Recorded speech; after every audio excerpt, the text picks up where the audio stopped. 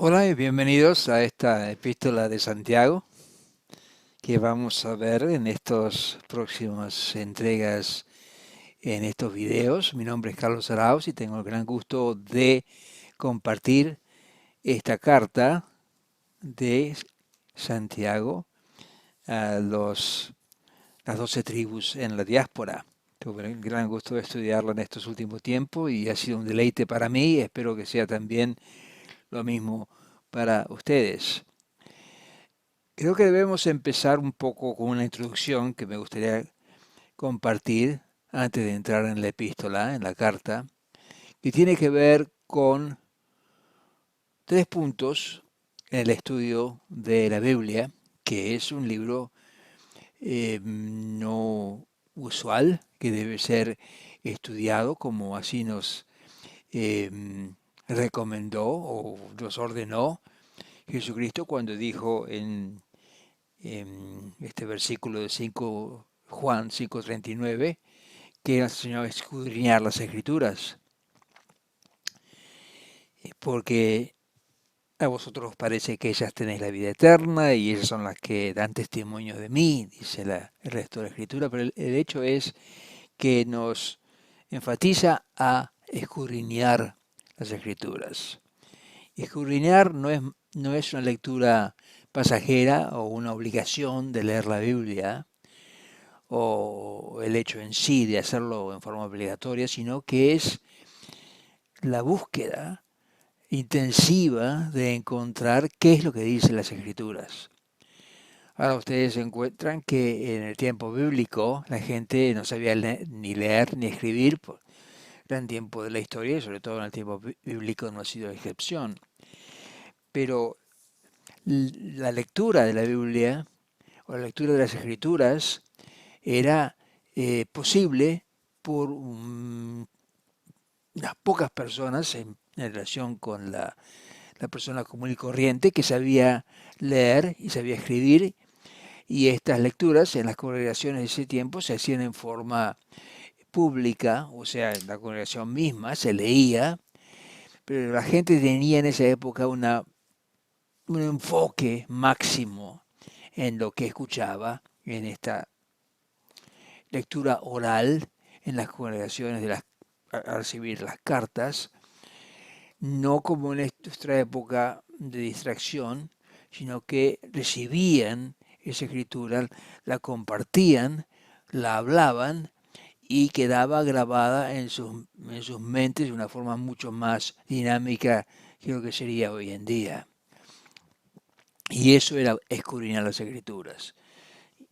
Buscar, así como eran los Bereans, que trataban de confirmar estas cosas que eran enseñadas si eran así, en el tiempo bíblico se grababan en la mente en una forma mucho más intensa, al no saber cómo escribir ni saber cómo leer.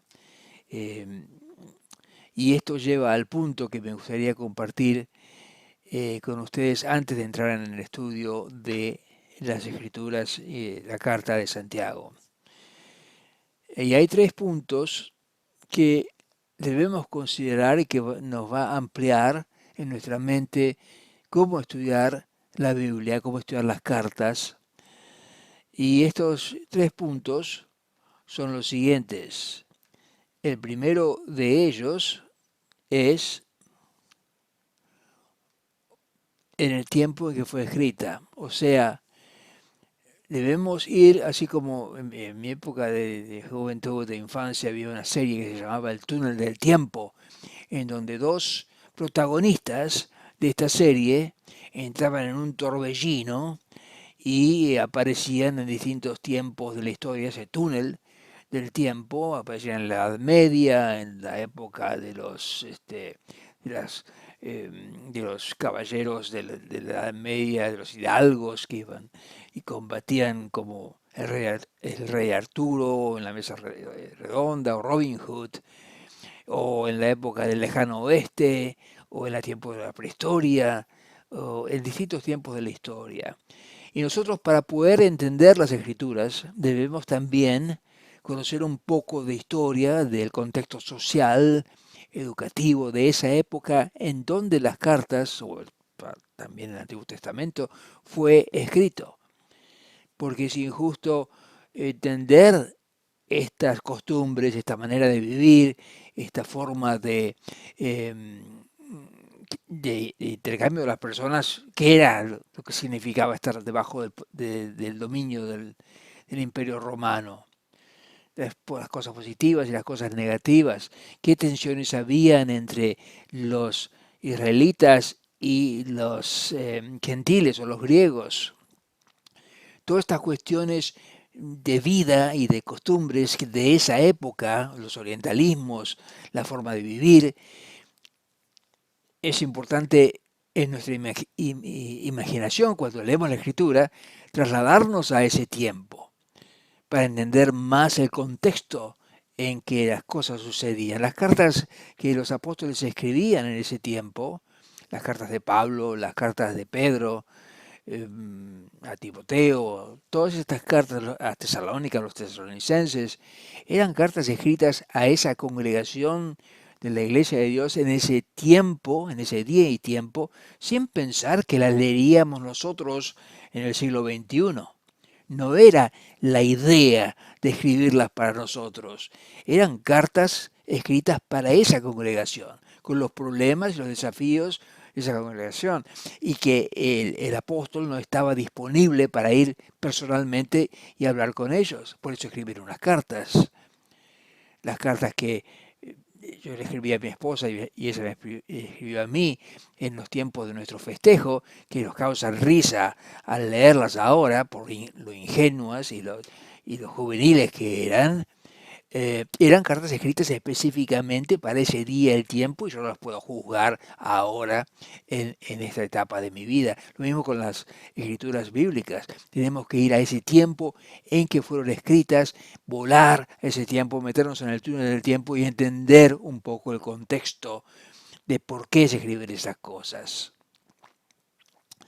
El segundo punto es en nuestro día y tiempo. ¿Qué significan esas escrituras cuando las leemos, las escudriñamos en nuestro día y en nuestro tiempo?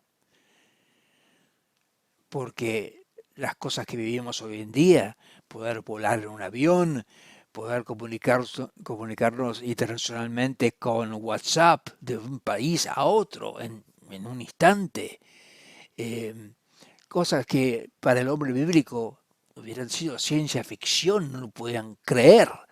Los avances que tenemos hoy en día, el estilo de vida que tenemos hoy en día, con un baño con plomería interna, que podemos ir al baño ahí en nuestras propias casas. Por la gran historia de la humanidad, todo esto no fue posible. Pero el hombre en sí, una mujer, no ha cambiado.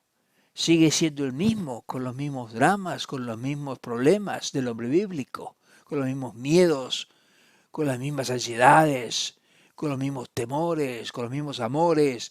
El hombre en sí sigue siendo el mismo hombre que nace desagradecido, que nace, los padres tienen que enseñarle al niño de entrada, que se dice, gracias, porque no es, o sea, el agradecimiento, la mentira, el robo, basta ver las noticias, las guerras.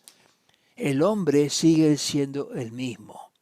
No ha cambiado en sí el hombre con sus propias eh, eh, malos pensamientos, tentaciones, engaños. Eh, el hombre en sí sigue siendo el mismo. Por eso cuando leemos la palabra en nuestro día y tiempo vemos el reflejo del hombre en sí, ¿no? El tratado que habla en Romanos 7 de que uno no puede hacer lo que quiere hacer, sabe lo que es bueno, pero hace lo incorrecto.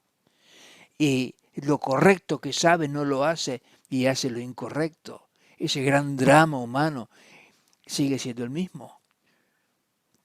No hay diferencia. Entonces, cuando leemos la Biblia y leemos los caracteres bíblicos, las personas bíblicas, nos vemos reflejados en las mismas ansiedades y miedos que se ven en el Evangelio, en todas las parábolas de Jesucristo que les enseña, es un reflejo nuestro, es un reflejo humano que no ha cambiado, el hombre sigue siendo el mismo, por eso la Biblia, las Escrituras son tan actuales en ese aspecto. Y el último aspecto es cómo la Escritura nos habla a nosotros mismos en un momento determinado de nuestras vidas. Porque leemos el mismo registro que hemos leído quizás cientos de veces, pero en un momento particular, por un momento único que vamos pasando en nuestra trayectoria de vida, nos habla con una fuerza que antes no lo habíamos visto, con un ángulo que es nuevo para nuestras vidas. Y eso nos habla individualmente, porque hay en un momento particular de nuestras vidas. Entonces es importante, antes de entrar en la epístola, considerar todas estas cosas cuando leemos la Biblia. Ir en el túnel del tiempo y ver qué significaba tal cosa en el tiempo bíblico. Instruirnos, estudiar, aprender historia, aprender cómo por qué sucedían esas cosas, qué eran los orientalismos, porque la vida del hombre bíblico era tan diferente a la nuestra. Entonces tenemos que un poco ir a esa época, meternos en el tiempo, en el día y tiempo bíblico. ¿Qué nos habla hoy en día? El hombre no ha cambiado, sigue siendo el mismo de siempre. Entonces la Biblia tiene una actualidad eh, humana que no ha cambiado a través de todas las edades. Sigue siendo el mismo el hombre con todos sus dramas y con todos sus problemas y con todos sus buenos deseos y su sublevación por la vida misma, como nos lleva con los desafíos propios de vivir. Y el tercer punto, ¿qué nos dice personalmente la Biblia cuando leemos? Que cuando tenemos ojos para ver y oídos para oír y leemos la Biblia, y una de las formas más intensas de leer la Biblia es leerla en voz alta, nos habla personalmente en un momento particular a nosotros mismos, a mí, a ustedes, en una forma individual. Bueno, con esta primera introducción podemos ir a la epístola de Santiago y yo les recomiendo a ustedes que, vamos a estudiar el primer capítulo, que lo lean antes de proseguir, ya sea en voz alta o si están con otras personas o solos, que lo lean para familiarizarse más en el primer capítulo, para poder adentrarnos en ellos en el próximo video y poder entonces aprovechar más.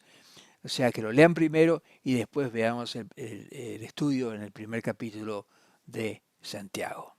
Bueno, Dios los bendiga y ha sido un gusto empezar esta aventura, este tour en esta maravillosa carta.